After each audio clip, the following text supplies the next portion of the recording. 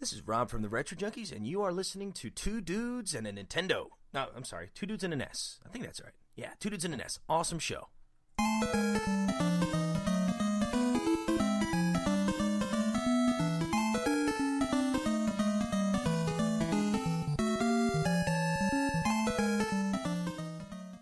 Hey, Justin.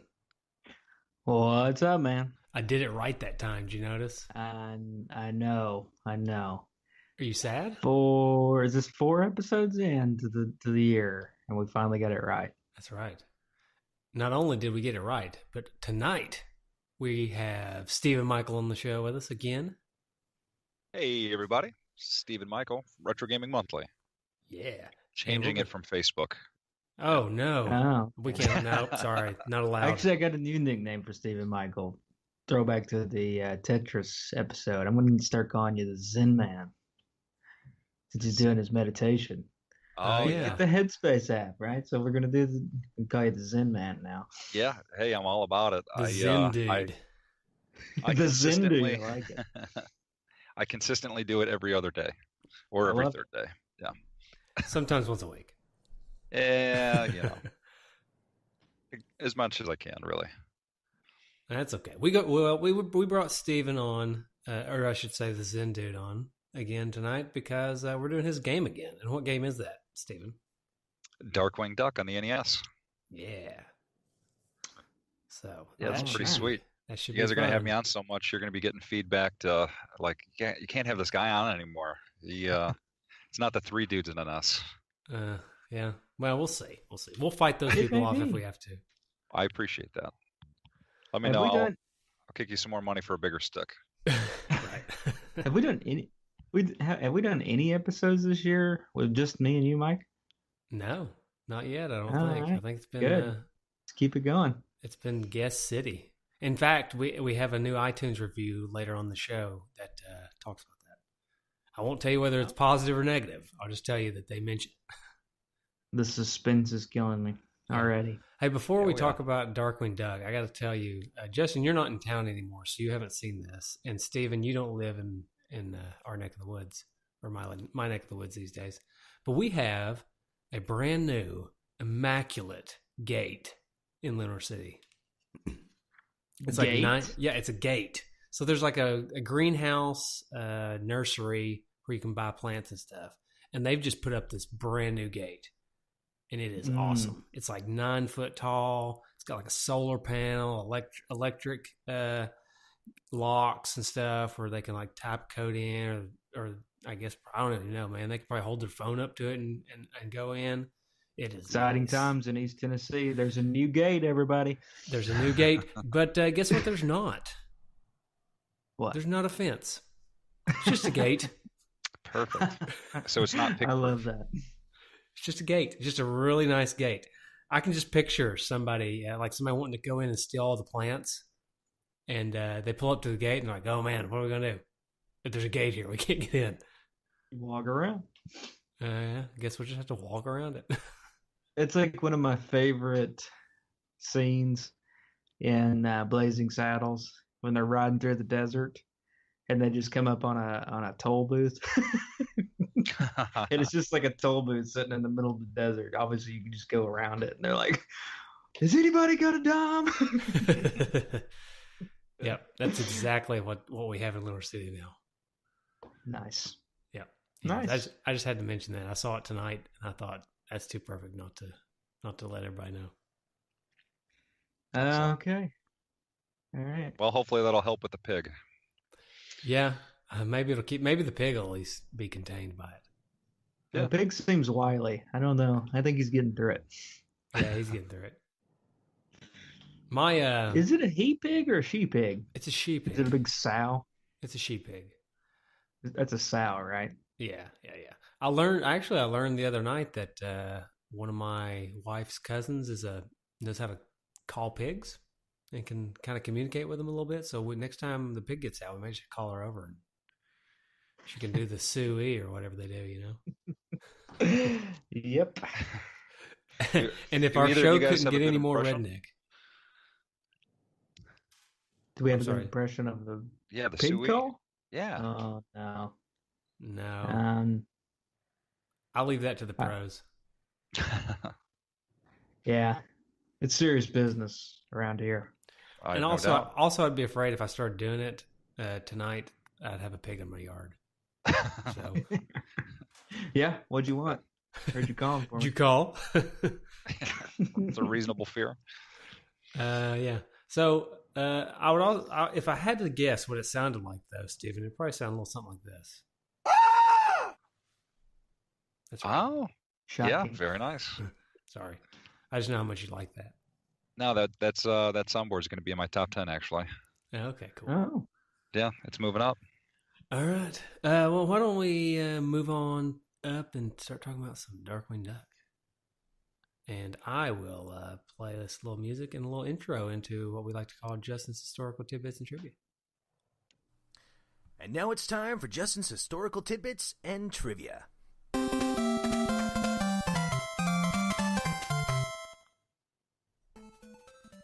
ah, yes, Darkwing Duck, who was brought to us by Capcom, or brought to us by, I guess I should say, by Capcom in June of 1992. But let's just cut to the chase. Let's get to the quiz game. Oh, yes, quiz game. All right. Although this has not been my best year for quiz games. So, Well, I've changed it up a little bit. I'm trying to make the questions a little bit more 2 or 3 layered, a little more complicated. So it's not just, easy questions. Excellent. Okay. So, I'm excited. all right. So you guys know how this works. This is just call out your name to buzz in. There will be 4 answer choices for each question. You can wait until I read all the answers, or you can buzz in at any time. All right. Question number 1. This is another game that we're talking about. 2 games in a row that is produced by Takura Fujiwara. Now, Takura Fujiwara had a reputation for working for Konami and then later going to Capcom. And then in 1996, he left Capcom to create his own design studio. What was the name of that design studio? Was it A, Whippy Camp, B, Wompy Camp, C, Whoopie Camp, or D, Camp Onawana?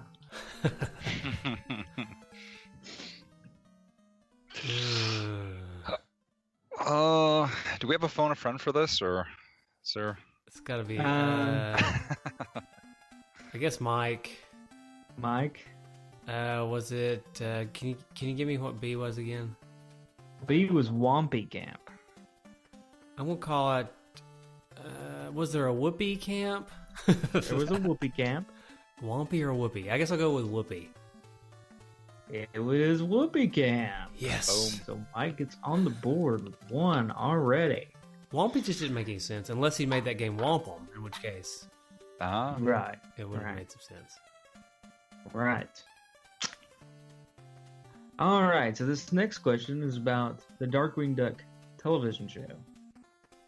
The creators of Darkwing Duck, of course, was a spinoff somewhat of the DuckTales universe, have admitted that Darkwing Duck was a spoof of superheroes, and particularly Batman.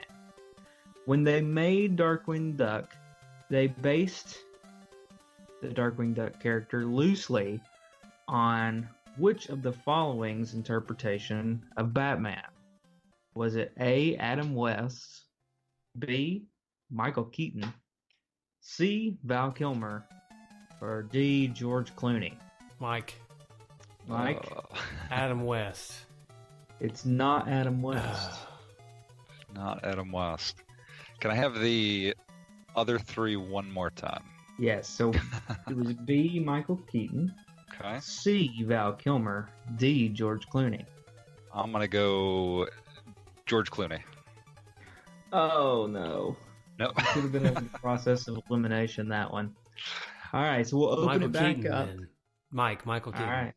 right, so Mike gets the square. Hope. Yes, baby. I'm assuming that since the game came out in 94, the cartoon was in like 91 or right. Yeah, so Then the, it couldn't have the been cartoon George was Clooney. came out in 1990, so Michael Keaton was really well. I guess Adam West could have also been the answer, but Michael Keaton. That's why I went with Adam West, because I didn't know when the Michael Keaton Batman movie came out. But once I knew Adam West was wrong, then I knew it had to be Michael Keaton. Yeah. All right, give me 1 second here. Sure. Steve and I will just talk about something else. So I just don't remember the show growing up, to be honest with you. I don't know how much experience you had with it. Did you watch it a lot? I did not watch it very much, actually. I remember it being on. Yeah. It would have been prime for me to watch it, because I was in 91. I was 6 or 7 years old. Excuse me. So it would have been perfect timing for me, but I don't remember watching it very much. Yeah, neither do I. I was definitely more of like G.I. Joe, Transformers, and Turtles, and not too big into the Disney stuff. Yeah, I remember it being on and everything, but yeah, it's a shame too, because kind of looking into it, it does seem very entertaining. Yeah, I watched DuckTales and I watched Chip and Dale, but I don't remember watching this one. Yeah. It's interesting. All right, you guys ready for question 3? I'm ready to get whooped. I mean, yes. All right. Like the Genesis germ, Aaron Hickman goes by the nickname Dia in his chiptone compositions. Darkwing Duck composer Yasuaki Fujita went by an alias for his chiptones that he created. What was that alias? Was it A, Mega Man DJ, B, Captain Commando Jam, C, Bun Bun, or D, Swee Swee? Steve. Steve? I'm gonna go Bun Bun. It was Bun Bun. Nice. Good old Bun Bun. All right, so we got Mike at 2 and Steven at 1. Ooh, it's a tight game. All right.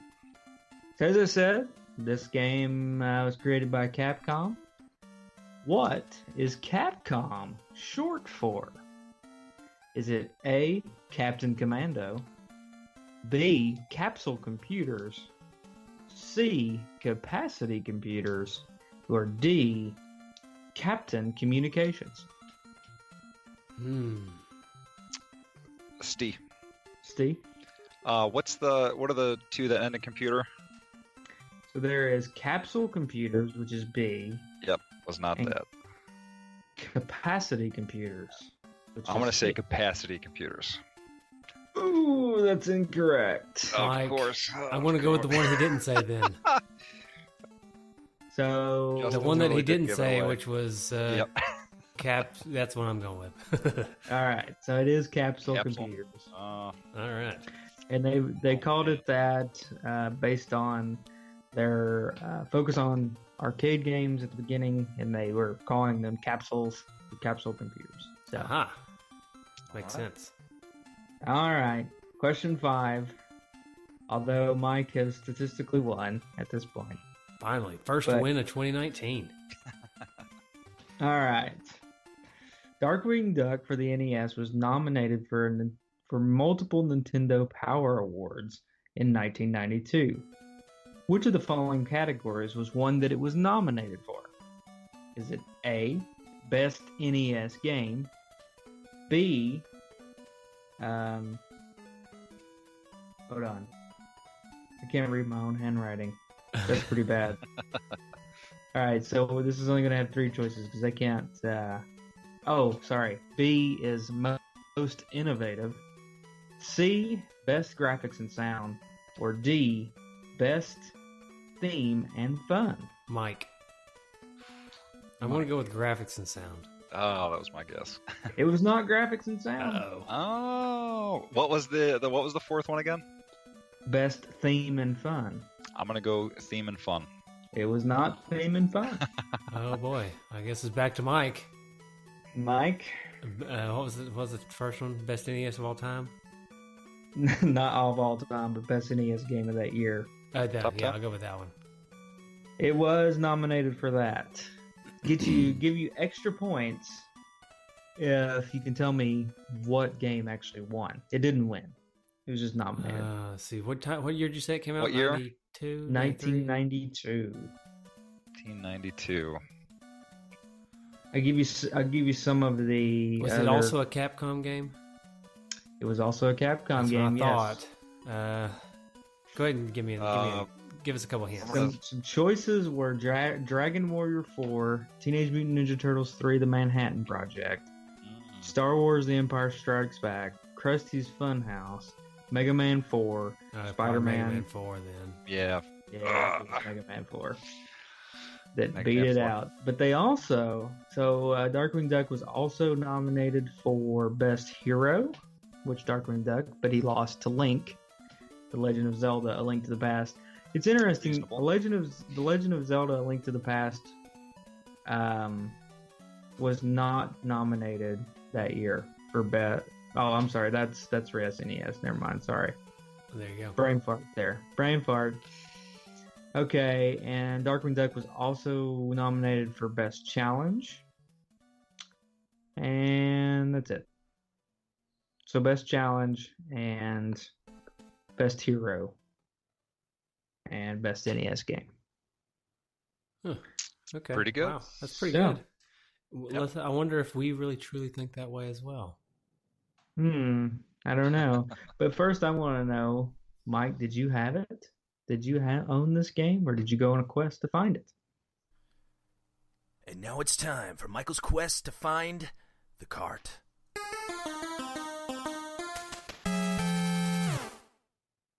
Well, Justin, I do not have this cart, but I used to. See, there was a time when I had this cart back in the day, and I played it all the time, and I was having a lot of fun. But this bandit group of eggs came by one day and stole it from me, and I never got it back. Group of eggs. Yeah, Did they have parachutes? they did. They had parachutes. Oh. They parachuted into my house, stole my copy of Darkwing Duck for the NES, and ran away. Jerks. I know. So I never did. I never got it again. How about you, Steven? Actually, no, truth be told, I never have had this game. I never really had any interest in this game. And back when I was collecting, I wasn't collecting just to collect for the most part, especially if the games were not cheap. If they were cheap, maybe I'd grab a bunch of cheap ones. But for the most part, I was searching out games that I used to own, that kind of thing. And so I never really had the desire to buy this game because I never played it when I was younger. So, but what about you, Steven? I'm sure you've got it. I do have it. I got it specifically for the game February for the Retro Gaming Monthly, and I didn't know anything about this game prior to getting it. I just got it on eBay, around $40 or so. But spoiler alert! But it was, it was a pleasant surprise. Like, to pretty much go from not really knowing anything about this game to completing it, I am very happy that I picked it up. Physical copy. Cool. Yeah. Justin, you have? I did not have this game. I'm gonna assume this is kind of late in the cycle, so maybe I had already moved on to SNES in 1992. Yeah, that's kind of what I'm thinking. I mean, this game kind of would have been up my alley because I loved DuckTales so much as a kid. So, I love the game DuckTales so much. Mhm. So I would have really liked this game, but never was on my radar. So I'm assuming I was on the SNES at that point and wasn't paying any attention to NES games by then. Well, you is say my assumption. Yeah, you say you would have liked this game as a kid. I have a feeling I would not have liked this game as a kid. We'll get into that here in just a minute. Okay. We'll get into the game discussion. But I feel like, we'll talk about it. But Okay. before we go into the game discussion, let's take a moment and get a word from our sponsors. So, have you guys ever thought about starting your own podcast?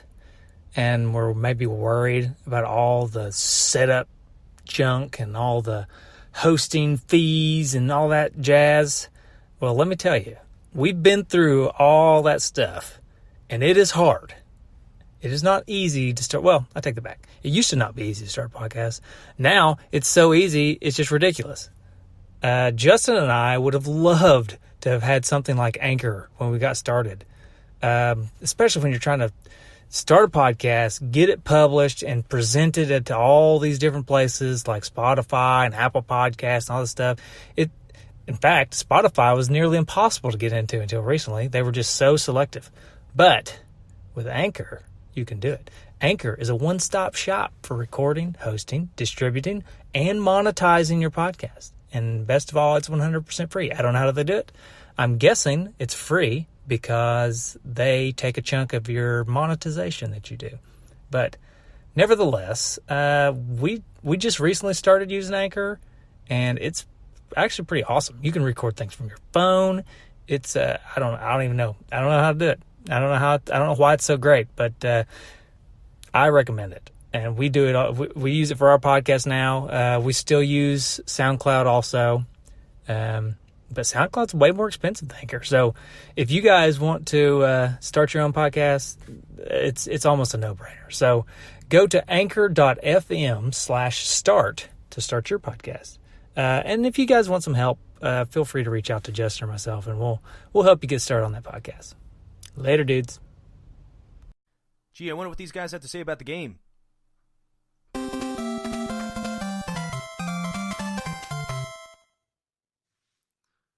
All right. What do we have to say about the game? What do we have to say about the game? Well, we got a lot of things to say about the game, I feel. At least I've got a decent amount of things to say about the game. Oh, yeah. But before we talk about the game proper, how about we go to the manual? Love it. Excellent. Now, I was a little disappointed by this manual because there's a whole lot of white space. Even the cover, the cover seemed like a waste of space. It's very white.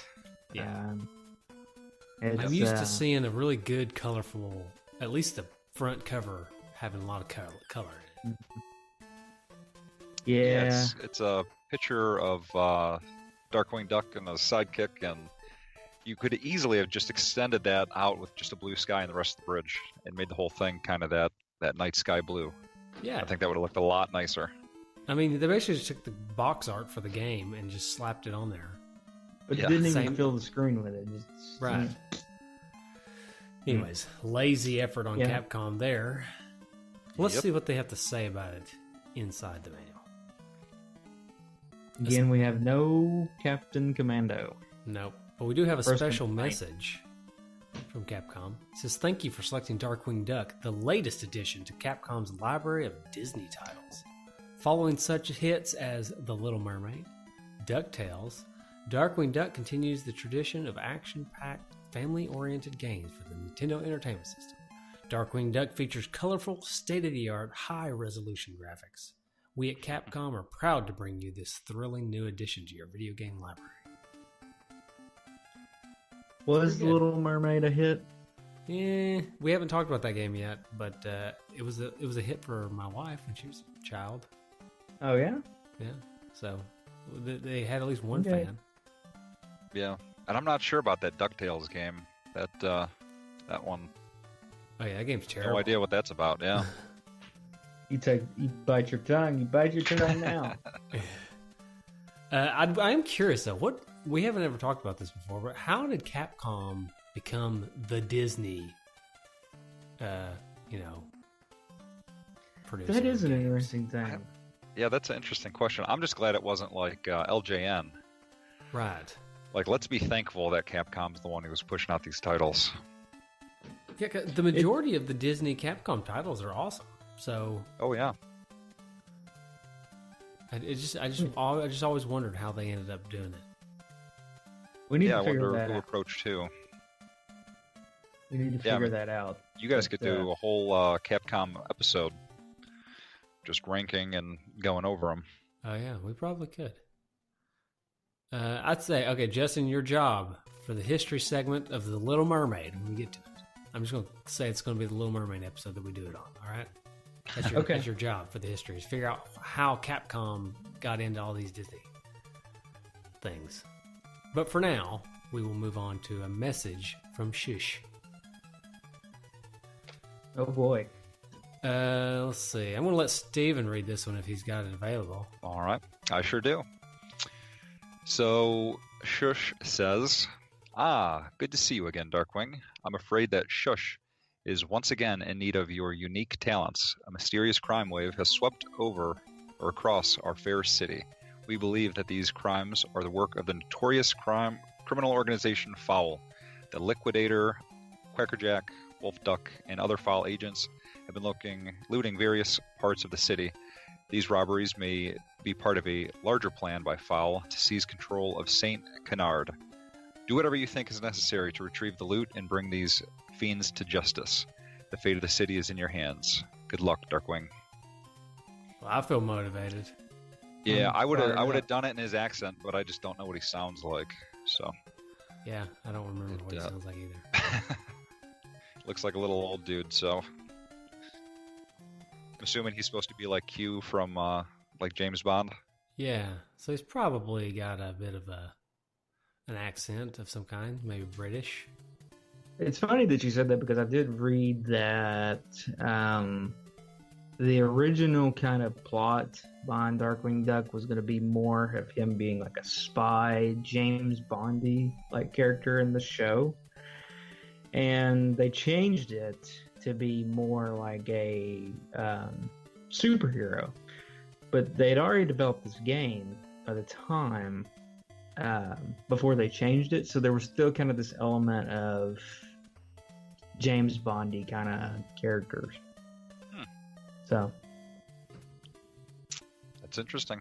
That is interesting. He is kind of a bit of he's a bit of a cross between Batman and James Bond in a way, with some steampunk elements thrown in the mix too. You know, steampunk. You like that? You like that steampunk? I like Steve. He does wear scarves and funny hats. Yeah, steampunk's interesting, right? Yeah. Oh, extremely. What is it, first of all, and where did it start?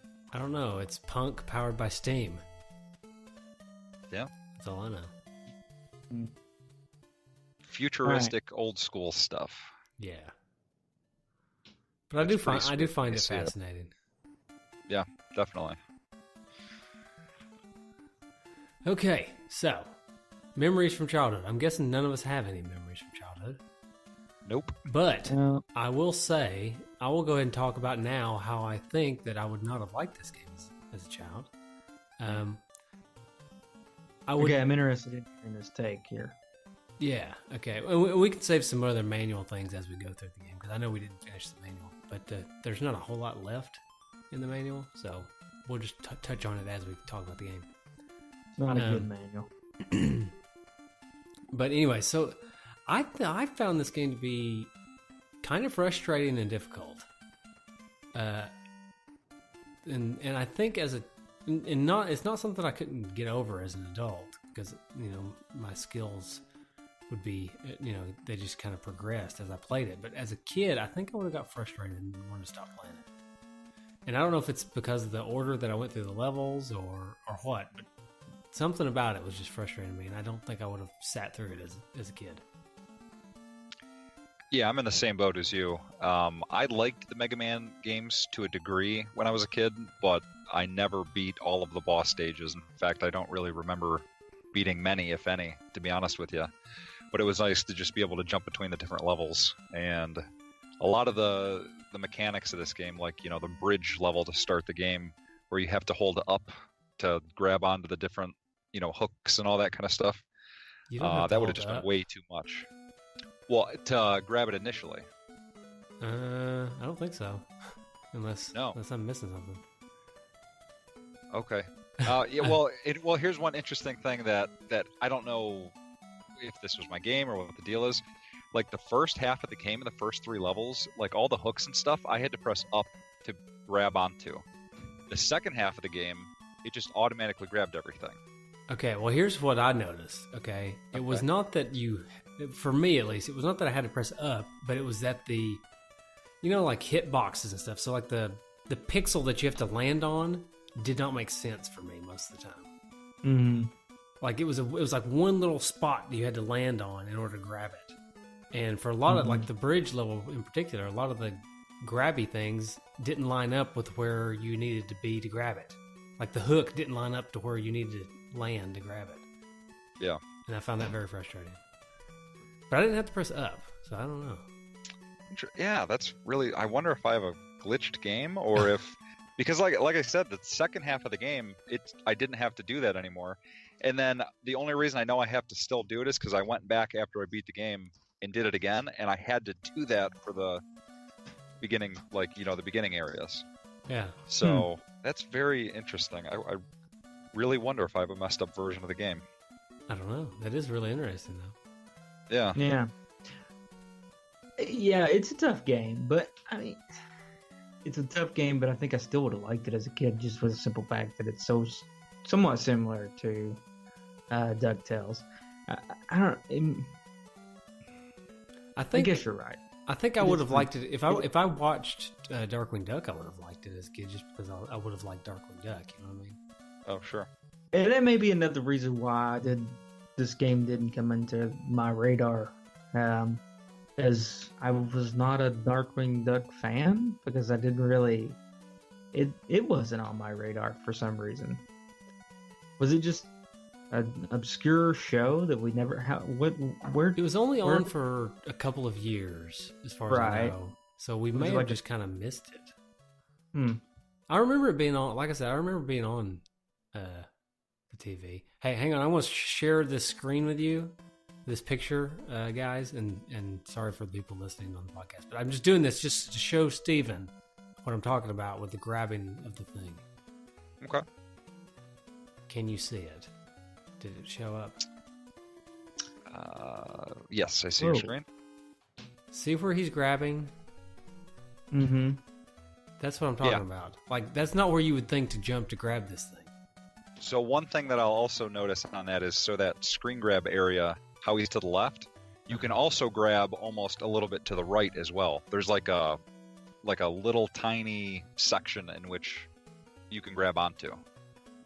So you can also grab, like he was grabbing on the left side of the hook. You can also grab on the right side of the hook. But you can't grab on the middle part of the hook where you on the middle make the most sense. Like on the middle bottom, where you would think. Yeah, no. Yeah, so that's well, just like when you. I mean, don't you do that when you jump up to like grab a ring or something? You grab it on the side, right? You don't grab it in the middle. Yeah, it makes the most sense. Exactly. Yeah, and it's that kind of stuff that bothered me the entire time I was playing the game. Now, caveat, Steven, you beat it. I did not beat it. I beat the first tier of levels, which the way the game works, we haven't even talked about the way the game works, but basically the way the game works is it's Mega Man. In a nutshell, it's a Mega Man with Darkwing Duck. He has a gun, he shoots. You can grab power-ups. You don't get power-ups from the bosses, but you can grab them throughout the levels and stuff. But it's split into two tiers, and then there's a final stage, right? So there's 3 levels, then 3 more levels, and then a boss. So I beat the first 3 levels, and then I was not able to beat all 3 of the second tier of levels. But I was able to play them, and then I didn't get to play the final stage. So I can't speak for every single bit of this game, but I noticed a lot of that kind of stuff throughout the game, where like the hit detection on a lot of the jumps and stuff really kind of bothered me. Here's something else that bothered me on a few, and I think it's like the first level on the second kind of set of 3. Can't remember the name of it, but there where you're kind of, it's like the jungle level. Yeah. Oh, in the woods, yeah. Which I actually liked that level for a couple of reasons, and that one, I liked the graphics. I thought the graphics were some of the best in the game, and also that was my favorite music level. But here's what I didn't like about that level. First of all, the waterfall got on my nerves because maybe it was just the way on my game that since I was playing a demo version, but it was like it messed with my eyes. Like it wasn't very clear to me. And then the other thing is there was a few spots in the game where you had to just like jump down, and you didn't really see where you were jumping, which is a little frustrating when you have things like that in the games. Yeah, you have to take that leap of faith. Right. Mm-hmm. Another frustrating mechanic for me, and it happened in a couple of the bosses, is the grab and the hang and the drop down a level mechanic. So anytime you jump, he automatically grabs stuff above his head, which is good for the most part. And of course, Steven said you had to press up. Maybe up would have helped me in some of these instances. But what would happen to me is if I'm fighting a boss that's got a ledge or something, I would jump and then he would grab it, but maybe I didn't want him to grab it. Or like if I had to drop down below the ledge, you drop down, but he doesn't drop down and land on the ledge below. He drops down and starts hanging from the ledge you're on. So then you have to press down to drop from that ledge. So to get down from one ledge to another, you have to jump. You have to press down and A to jump down, and then you have to press down again to quit hanging. And that really screwed me up a lot of times. Yeah, that's what made that very first boss fight. On the bridge guy. Yeah, he difficult. Was real tough. Yeah, that was definitely a gut check on that section, just because of that. You got a guy, at the top dropping like these little bolts at you. And then you got to switch they were between toupees. 3 levels. I thought they were banana peels. Actually, they probably were. Did they look like banana peels? Yeah, yeah, that makes sense. Yeah, but he looked bald to me, so I thought maybe he's dropping his toupee. His collection of toupees he's throwing at you. Yeah. Yeah. Now, so I did not have to press up on to like grab onto like the steel beams or like go between the thing. You would just jump and you would do it automatically.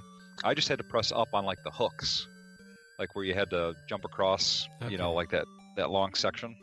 But at any rate, yeah, I know exactly what you mean, because if you press up, you end up pulling up a shield where you can deflect projectiles, but not all projectiles. So you have to kind of figure out which one you're able to block, and most of them you can't. And then, pressing down, you can actually duck, and you can shoot while ducking. But I thought it was kind of strange that, for Capcom and Mega Man, why you would have to stop while shooting. You can't shoot and run at the same time. Right. It's like they added a duck. Strange. They added a duck mechanic, pun intended. But then they took away your ability to shoot and run at the same time. Yeah. So there's no slide. But I thought the shield was pretty cool. I thought that was a nice little touch. Yeah, I didn't realize the shield was a thing until I'd already played the game for like 2 hours. But other than that, yeah, I like the shield as well. Yeah. That's always fun. I thought the invincibility when you got hit didn't last very long too. It was kind of short compared to some other games. Very short. I feel like I'm also complaining too much. Maybe I should quit complaining so much. Although there was no knockback, right? So right, no nice. Knockback. Yeah, which was great for some of the jumping between platform sections, like, in any platforming game. But yeah, you just get hit, they just continue to run through you, and you don't have to worry about getting knocked off. Well, I'm going to change the tune of the jumping and hanging from Michael's complaining and say that I actually kind of like that aspect of the game, even though the controls were a little wonky, because it was like adding an element of, jumping, hanging. You can go up on the platform in some instances, or maybe you just hang from it. I thought that was a neat little kind of feature of the game, so I actually kind of liked that. Yeah, well, let me just go ahead and say I'm done complaining, because in general, I do like this game. So I'm gonna have to quit complaining, because I feel like I've spent the first 15 minutes of our game discussion doing nothing but complain about it. So I'm done doing that. Because in general, I'm with you. I like the platform mechanics in this game, minus a few weird spots like I already talked about. In general, the platform is pretty solid, and it's pretty fun. Mm-hmm. Yeah.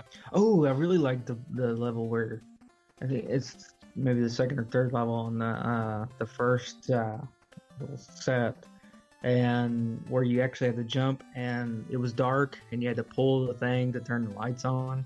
Oh, down in the sewer. Yeah, and the crows come after you. Yeah, and you had to. That's the only way you could see where the bad guy was. I thought that was a great feature of the game. I thought that was a really neat kind of innovative thing. It should have been nominated for most innovative. Yeah, that was pretty neat.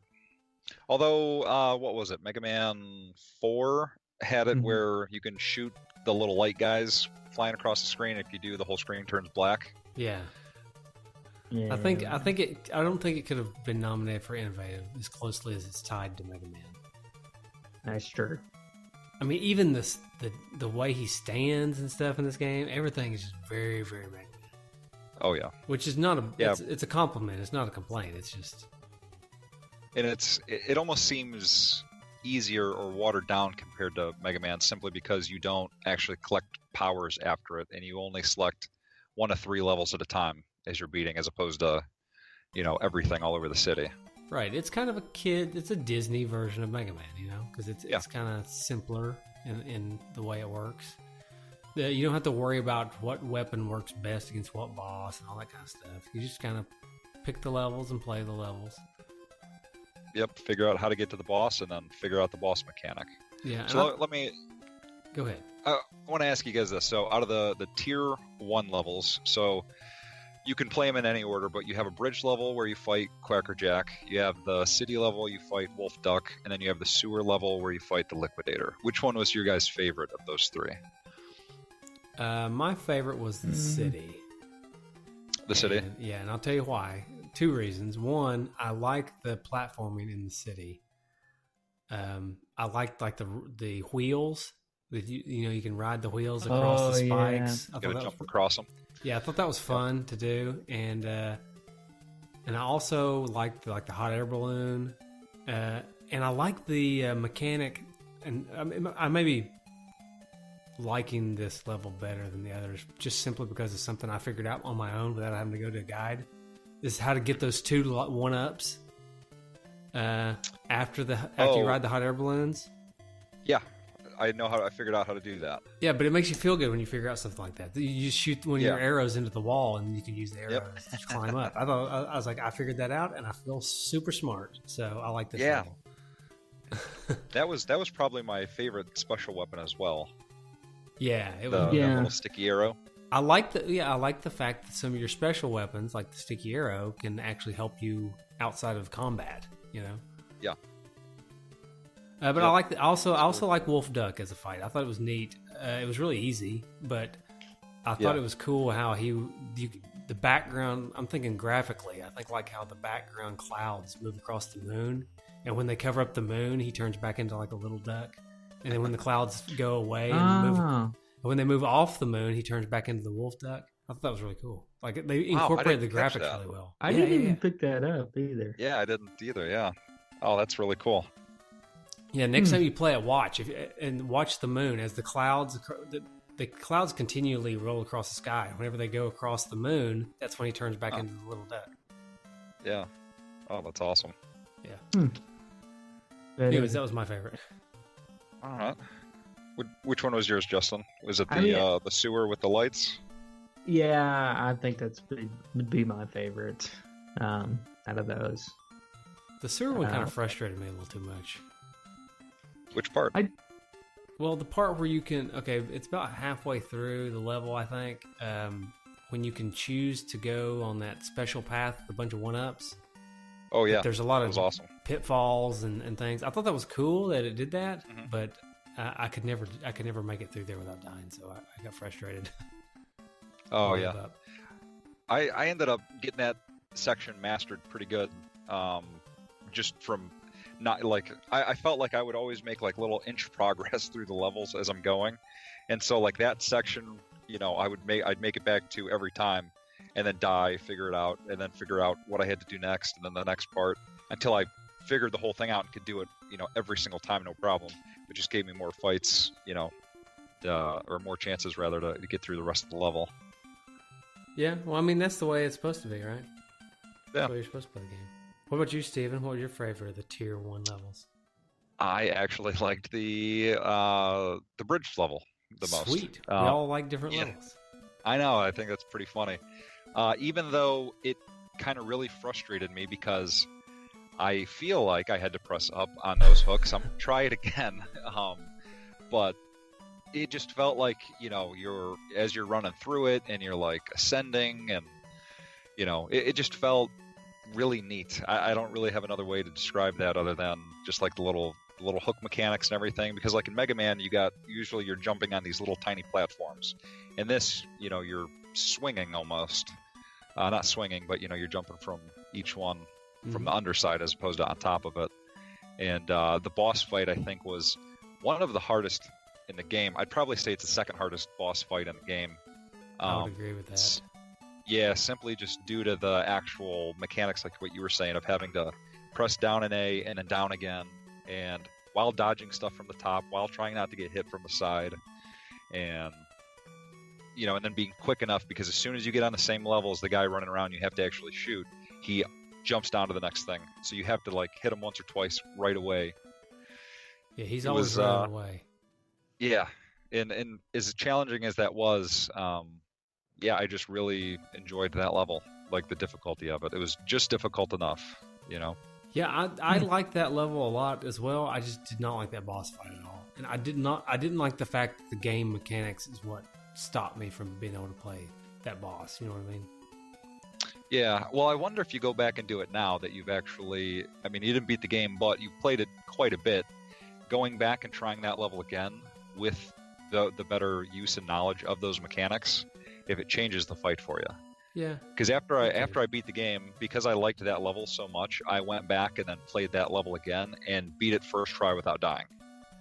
So I feel like I learned so much by the end of the game with the mechanics and everything that getting back to that level and through it, it was way easier the second time through. Okay. Maybe, yeah. I'll give it a shot. No promises. No. So that's all the tier 1 stuff. So then after you beat those 3 levels, you beat those bosses, you unlock the tier 2. So the woods is one level where you fight Bushroot. Then you have a wharf level where you fight Megavolt, and then you have a tower where you fight Moliarty. Yeah. Now let me just say, okay, tier 2, the Bushroot, I didn't really have a whole lot of problem with. The Megavolt I didn't really have a lot of problem with. The freaking Moliarty level or whatever, and boss, that's the one I could not beat. I hear you on that. Yeah. Moliarty, that was my favorite level, the actual design of the level where you just keep going up and up and up. Obviously, it's a tower. Yeah. I really enjoyed that. For the level itself is my favorite on tier 2, but the boss fight took me the longest, and I think is the absolute hardest boss fight in the game. So you have I didn't play the final boss, but I can't imagine the final boss being harder than No, it definitely was not at all. And in fact, the final boss is actually, when you figure out how to get the final boss out, the fight is super easy. But so for the Moliarty fight, just for the listeners to visualize, you have like 2 platforms. You have a platform up top, and then you have the ground level. And then on the top platform, on the left and right side, you have these 2 little machines that shoot fireballs at you. And then in the bottom center, you have one. And then kind of like the middle center, to the left and the right, there's these little hooks you can get between the 2 towers. So Moliarty's running around back and forth like a crazy person while his machines are shooting at you from the top left, top right, bottom center, and then top left, top right, and so on and so forth. So you have to like shoot the different machines in their little flashing light section to break them so that he'll go up there and start working on them. And while he's working on them, you can shoot him. So were you able to beat Moliarty? No, Or that, okay. not. That was the one I couldn't beat to move on to the final part. Okay. So yeah, my strategy with him was, as soon as the fight started, I dropped down as quick as I could while he's fixing, because the bottom center one's broken out of the gate, which I didn't realize this until probably my 50th attempt, that he's actually fixing it. I didn't really understand the mechanic of what's going on at first. But anyways, jump down, you shoot him a bunch of times, and then I would jump right back up to the top level. And then all you have to do is worry about the rotation of the fireballs. In between that, it takes 5 hits on the flashing red lights to break. So what I would do is I would shoot the top left 4 times, the top right 4 times. So I'd like kind of prime them. And then I would watch where he's running on the bottom between left and right, and then say I wanted him to attack the right side first. I would wait till he's almost all the way to the right side where I'm on the left, avoiding the fireballs. I'd hit the top right one more time, break the machine. He then jumps straight to the top, which if you're under him or behind him, he jumps up and goes over so quick, he's almost impossible to dodge. So it's like almost guaranteed damage. So and he'll run up there, he'll start fixing it. And while he does that, you can just unload on him, shoot him as many times as you can. And then from there, he'll run towards you. And then once he runs past you, I think, and turns around, he'll throw a wrench at you and jump back down to the bottom. And then he runs around, you just have to fight the fireballs again. So then I would wait till he's in position. I'd shoot the top left one, break it, he'd go up, and then just rinse and repeat. And I found that to be, so once I got to the bottom and shot him a couple times and went to the top, I just stayed on the top. Yeah. It was a lot easier for me to recognize the fireball pattern and, get through it like that. Yeah, it's a pretty good strategy. I didn't think about priming them. I would just try to shoot him down, and then usually he would jump through me or whatever and hit me. Yep. And I'd lose. That's how I lost most of the time. It was really frustrating. But yeah. Nevertheless, I thought Tier 2. I did not like Tier 2 nearly as much as Tier 1, and it may have been partly because my opinion was colored by the fact that I couldn't beat it. But other than I agree with Justin that the bush route level graphically is like awesome. I really like it. It's very, very colorful. Yeah. But other than that, I thought the Tier 1 levels were more fun than just in general. I do agree with you also that the tower level is a lot of fun going up. But what do you guys think about Tier 1 versus Tier 2? So I definitely enjoyed Tier 1 more as well, but I think it's probably just because it was easier overall. I mean, realistically, that makes sense. Yeah. But I would say that even though I enjoyed Tier 1 more, that tower level was just designed so well, in my opinion, that I think it's the best level out of all of them.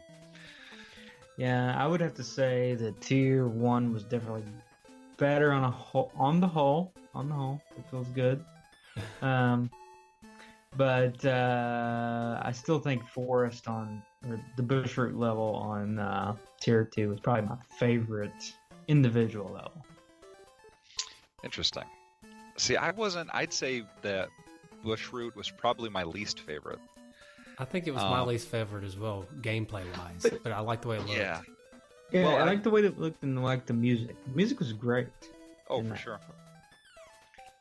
Yeah, I felt like the level was almost broken in the beginning where it was so hard, and like on the trees you have these little flowers that like their whole head piranha plant style just like shoots out at you so fast it's almost impossible to block. So you almost have to be running, hope it shoots in a direction that's gonna then miss you. Mm-hmm. But then when you get to the second half of the level, it's like a joke how easy it is. In my opinion anyways. The first part I struggled with over and over and over, and once I finally figured out the first part, the second part was like I think maybe 2 attempts tops. It was like nothing. It was no big deal whatsoever. I guess I'm just a fool for aesthetics. It's okay. So Steven, tell us about the last level, because I don't know about you, Justin, but I did not get to experience it. No. So the last level of the game starts you out on a cruise ship, and surprise, you end up fighting. Yeah, you end up fighting Steelbeak at the very end, and you end up having to deal with these guys shooting cannons at you, and really? I wouldn't say there's a boss rush, but you pretty much fight, at least to the best of my knowledge, almost every enemy type through that level. So obviously it's the hardest level kind of in the game. My only argument more than that would be the first part of that bush route, but maybe I'm biased towards that. So after you get through, you're fighting your way through the cruise ship, you end up getting to the actual Steelbeak fight, the final fight. And basically the way it's set up is you're like in this kind of like ballroom type setting, and in the upper right corner, Steelbeak is sitting behind glass, which I didn't recognize at first, sitting in a chair. Then there's like 3 hooks. There's like top left, top right, and then like middle center. And then these like little flying things that fly down and can hit and hurt you, as well as shoot at you. And as soon as you kill one, another one spawns from the top, over and over and over. So I just continued to like fight these things and try to dodge and see how long I could last, to no avail. And then I realized that sitting just in front of Steelbeak behind the glass is 2 little flashing lights, like on the Moriarty section, where you have to actually shoot and break them. So my strategy was basically as soon as the fight started, get to the upper left hook, and then start shooting at the little flashing beacons. Well, what happens is the little flying guys end up coming up right in your path. So not only are you shooting the little flashing things, they're pretty much killing themselves by getting right in your way. They don't like try to swarm around you or do anything else. So it's really easy actually to get through that section if you just rush right up there. And because there's no knockback, you just jump from one hook to the next. You get hit once, maybe twice, and no problem. So then after you break the glass, Steelbeak jumps down, and then this is when it just turns into the easiest fight of all time. Basically, all you have to do is hang from that bottom center hook, and he runs around back and forth. He'll eventually pick up a table. So as he's running, you just drop down and shoot him. He'll pick up a table. You just have to dodge it when he throws it. You just grab onto the hook. He'll run past you again. You drop down. You keep shooting him, and that's all it is. It's the hardest part of the whole thing was just getting up to the hook and shooting the glass, and Gotcha. aligning where they spawn at is where you're shooting to kill them. So if anybody's interested, obviously you can look up the boss fights online. I did a video of my beating the game in that boss fight, and threw it up on the Retro Gaming Monthly page. But then after that, you end up getting some text that basically you save the city, everybody's proud of you. Steelbeak tells you that he's gonna come after you next time, and then you ride off under a moonlit night on your motorcycle, to which he hits a rock and then flies towards the moon. Like flies off his bike, crashing. They got that little bit of comedy in there. That is one thing I do remember about the cartoon somewhat, is little bits of comedy that they squeeze in. Yeah, it was pretty good. I like chuckled out loud at that. I did not expect that. Well, Well, yeah. it kind of got spoiled earlier, but I guess we can go ahead and talk about is it worth it or not, and how much does it go for? So it goes for about $40. Well, what Steven paid for it. So you guys think it's worth it? $40. One of the more expensive ones Yeah, I think we talk about. Honestly, I kind of do think it's worth it. I think it's kind of pricey. Yeah. But it's a lot of fun. It's good. It's got good graphics. It's got a good level of challenge. Not too hard, not too easy. And I don't know. I just really like it. I think it's a very good quality game. The only caveat I would put in there is, I think it's in the Disney Afternoon Collection that you can buy for newer systems. Yep. So you could probably pay about $40 and get a bunch of these Capcom Disney games in one package. But if you're looking strictly purchasing for the NES, I don't think you can go wrong with this one. I know it's kind of pricey at $40, but I really don't think you can go wrong with getting this game. I agree. I think that yes, this is a $40 game. This is very expensive, relatively speaking, for the NES. However, for the quality of the actual game, the levels, especially if you're a Darkwing Duck fan, I mean, you can't really go wrong with this game overall. It really feels solid beginning to end. It can be almost a little too hard in sections, a little too easy in sections. Like you were saying, there's some, there's definitely problems with the game. But overall, I really enjoyed it. Like, I collect NES games, so I was going to buy it one way or the other, but I'm happy with the purchase, for sure. I think it's worth it.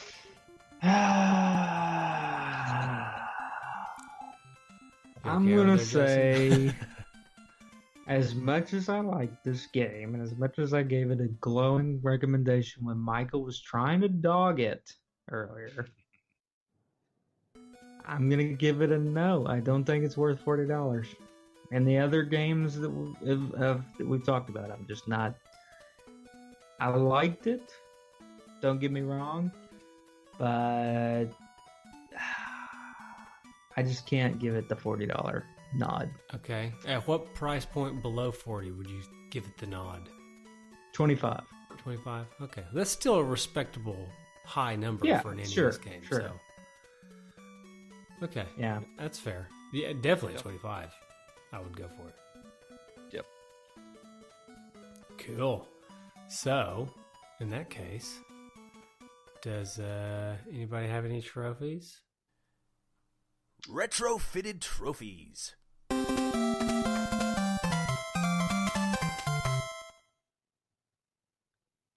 Okay, I've got a couple. As do I. I've got 4. Okay, well, I'll go first. My first trophy is called You So Gassy. And to get You So Gassy, you have to fill your gas meter all the way up. All right, I'll go next here. That's a good one. It's a good one. Yep. Mine is Where's the Prize? And that is beat Quacker Jacks. Get it? Yeah. Cracker Jacks as a prize. Yeah. Oh, I get it. Very nice. Mine are all quotes from the show, Oh, of no. which I looked up. The first one is I am the batteries that are not included, and that is to beat Megavolt on Tier 2. Nice. I may steal one or two of yours then, because I have a couple of quote trophies as well. Okay. I've got one called I am the terror that flaps in the night. And to get that one, you have to beat the game without using any gas power-ups. So you only use the regular default gun. Oh, very nice. Ooh, all right. My next one is the Blue Man Group is going to be angry, and that is beat Liquidator, because I think he looks like Blue Man Group's dog. That's what I thought when I was like. Yep.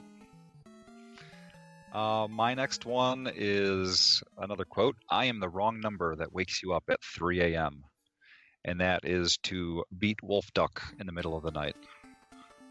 Nice. You did a good job on yours. Oh, well, thank you. Yeah. All right, my next one is Sound the Foghorn, and that is beat Steelbeak. Because he kind of reminds me of Foghorn. Foghorn Leghorn. Yep. Oh, yeah, that's a good one. My next one is about the bonus levels, which we didn't actually touch on. Yeah, because I never got any bonus levels. I didn't even think about that. Yeah, I just got one. Yeah. So the little bonus levels where you shoot the little balls that look like Pokemon balls. Uh-huh. Yeah.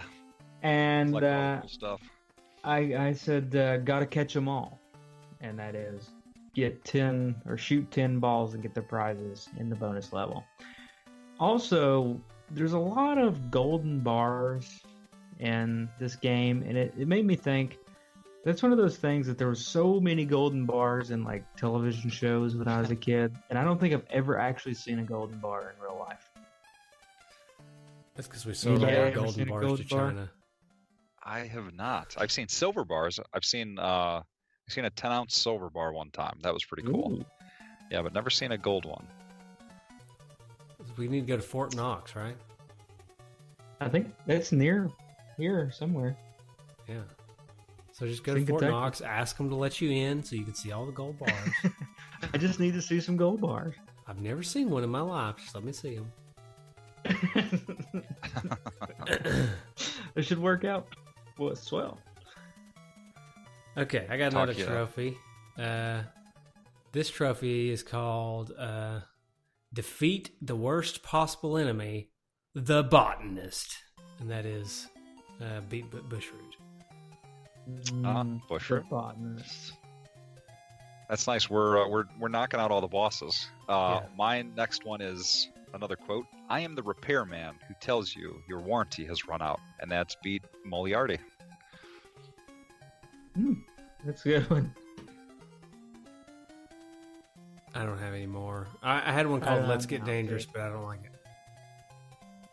it. well, now you got to say what it was.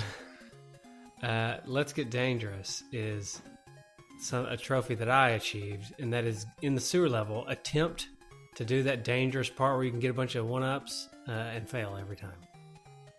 That's called Let's Get Dangerous. There you go. Nice. That's good. I did. I like it. Yep. Any more? I just have one more, Okay. and it would be Tom Arnold would be impressed. And it is to beat the game in less than 20 minutes.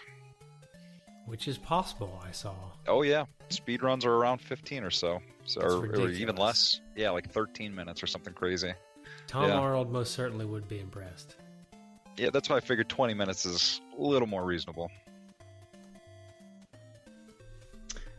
All right. All right, well, I guess we can give this game a rating. Man, I'm not sure how I feel about this game. I wonder what the two dudes think.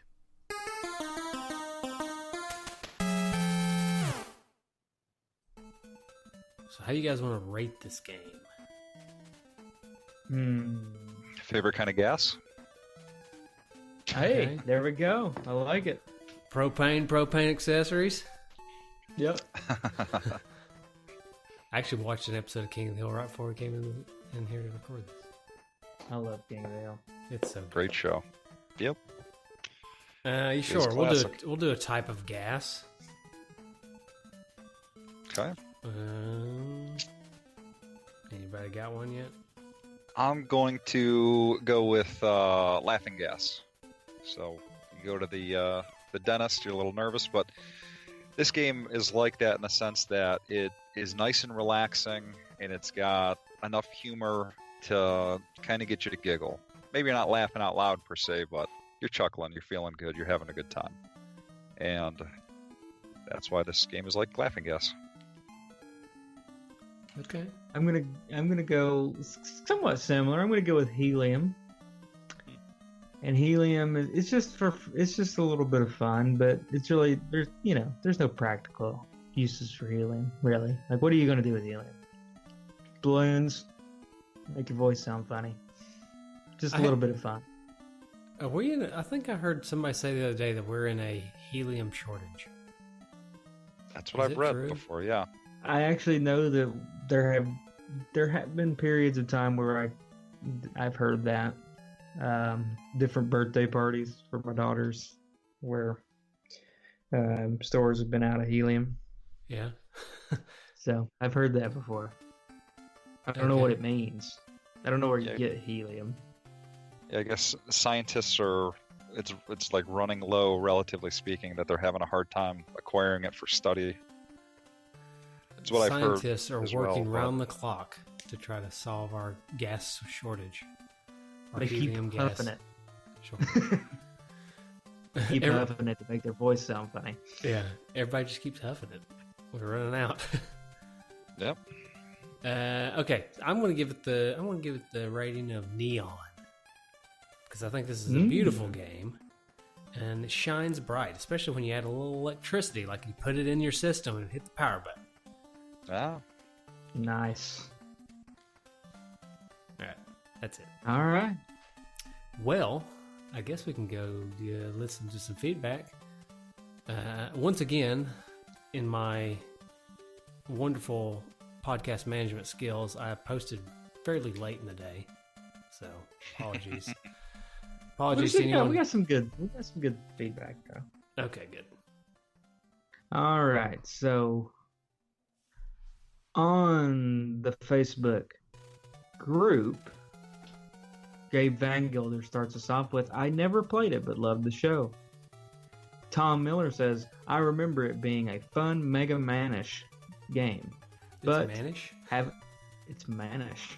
But haven't played it in ages. Chris Murray says, I've been playing it for Stephen Michael of Facebook's Retro Gaming Monthly Club, and it plays pretty well. Very comparable to the other Disney/Capcom games, then has some Mega Man qualities to it.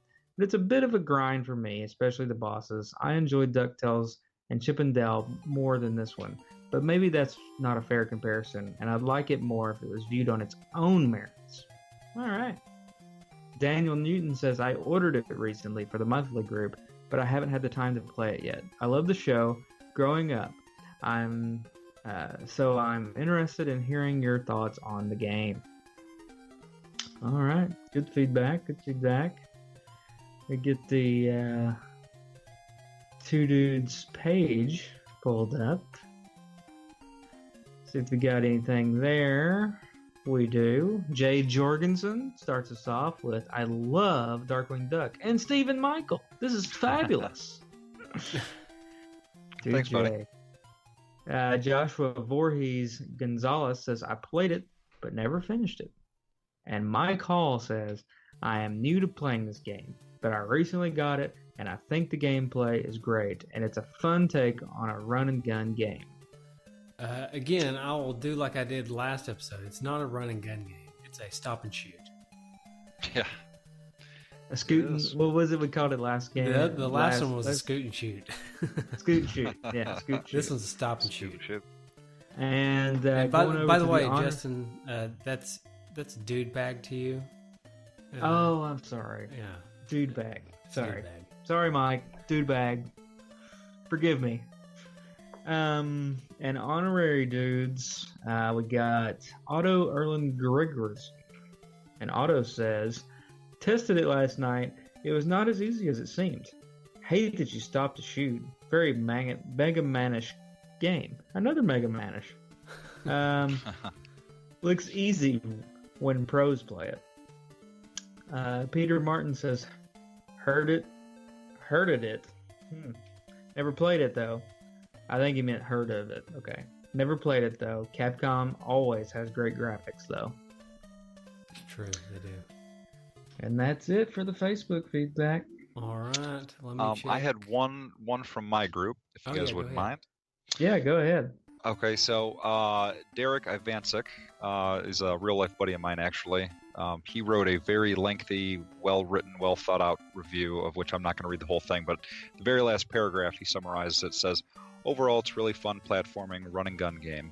Great music design, varying enemies, and fun bosses. For me, not quite as awesome as Mega Man 1 through 6, but definitely an awesome game worth a look for any action platforming NES fan. Make sure you give it a go. Nice. So, yeah, Derek's been excellent. Yeah, he's writing little reviews. He's been like making videos, tips and tricks stuff.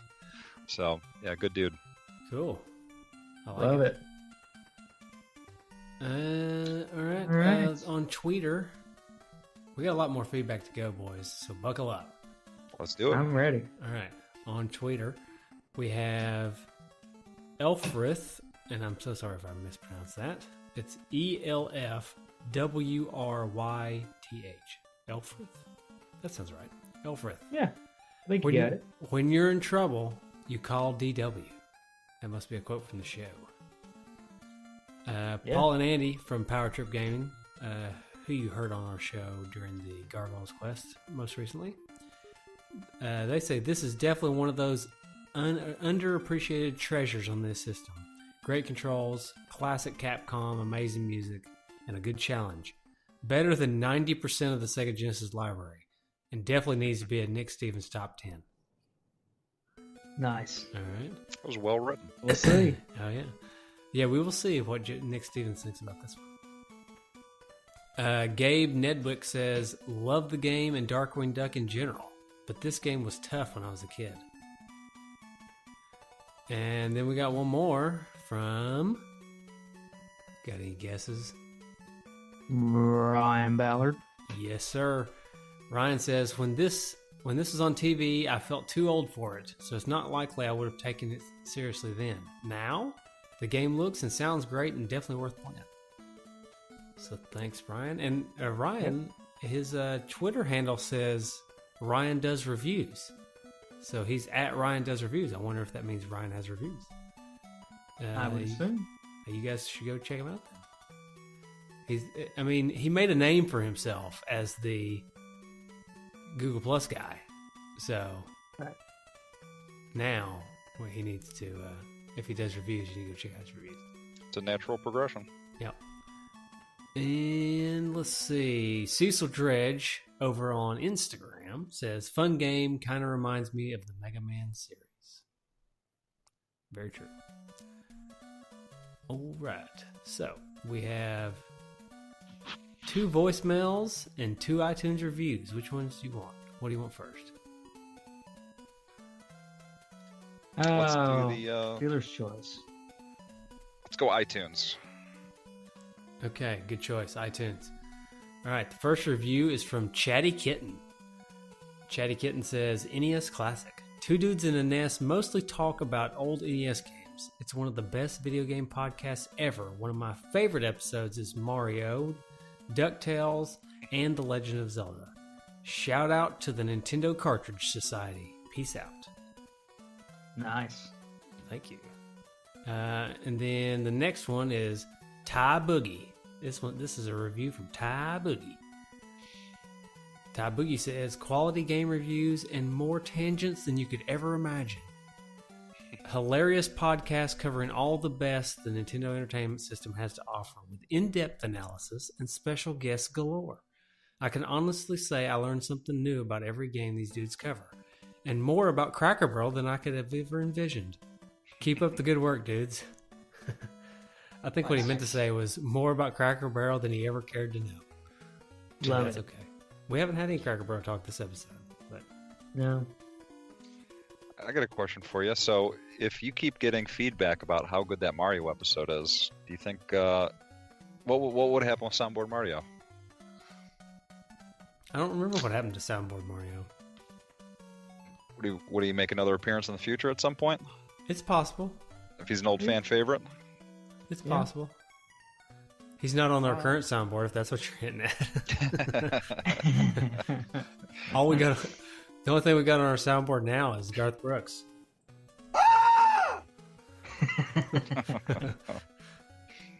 Yeah, but no, it's possible. Mario, he can make a comeback one day. Alright. I do wish I had him on here. I wonder why he's not on the soundboard. What happened, Justin? Why is he not on our soundboard? I don't know. Because he did make a comeback at one point in time. I must have just... Yeah, food for thought. I must have deleted him. I mean, remember the Bubble Bobble Boys? They took him out at one point in time, but then he came back. No, and then we had Luigi. I don't even remember. It's been so long. Anyways. Yeah, Luigi was just angry. Yeah. All right. Let's do these couple voicemails, and then we'll start to wrap it up. So the first voicemail is from a regular caller, Jay-Z. J to the Izza, or whatever they say about him. So here we go. Dudes, what's up? It is Jay-Z NES from YouTube once again. I see you guys are talking about Darkwing Duck coming up. So, I never watched the show. I don't know. I know about Disney Afternoon. I watch DuckTales and stuff. I know it's kind of a spin-off of that. I remember it being in a few episodes of DuckTales. But, that's a great game. But Darkwing Duck, it's pretty good. It's kind of like a Mega Man clone, you know? So, Capcom, kind of one of those kind of things. But yeah, it's all right. I just never really got very far into it. I know it's one of those games where it was pretty hard, so I just kind of never got too far into it. I remember everything being pretty good about it, though. You know, the music, but something about one of the jumping and the hanging control. I just never get used to it. So that's just me being bad at the game, I guess. But yeah, I could just never really get too far into it. I never put in all the time into it. But from what I know, it's supposed to be a pretty decent, sort of Mega Man clone. So hopefully you guys enjoyed it, and you know, it probably was a pretty good game. I'm curious to see what you guys thought of it. So this is Jay-Z NES signing out. I'll say see you next time, and keep it classy. Boom. Thanks, Jay-Z. Yeah, thanks as always. We got one more voicemail. Let's see what this one is. That's so funny. It's just the way you said that. Yep. Let's see what this one is. Well, I recognize the number, okay? And I'm about tired of him calling. Here we go. This is probably going to be one of the most infamous sound bites you'll ever have from Nick Stevens, but this is probably one of my favorite games of all time.